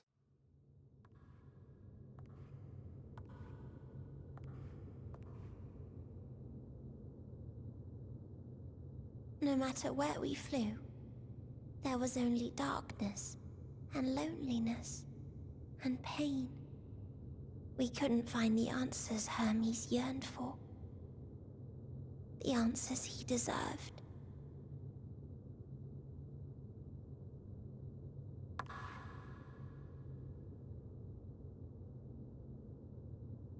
Greetings, you who are my final encounter.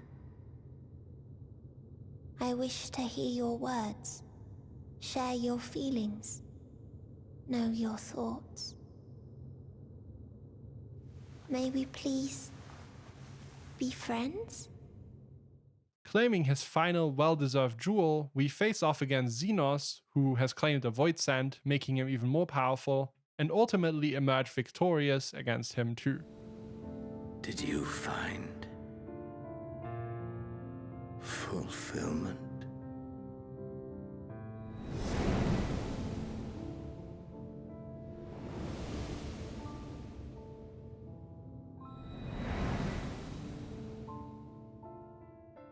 We share a tender moment with Xenos, never thought I'd say this, when a teleportation device appears next to us, just when I thought we were fated to die, teleporting us back to our friends on the starship. Having averted the final days, we're greeted home by everyone as the saviors of not only Eorzea, but all of Hydaelyn. Now I hope you found this video helpful. If you did, I would really appreciate if you could leave it a like. I actually played through the entire game just for this video, and writing the script probably took me more than 30 hours in total. If you want to go above and beyond in supporting the channel, I've recently enabled memberships, which you can use to directly support what I do. For now, thanks for watching, and I hope you have a good one. Peace.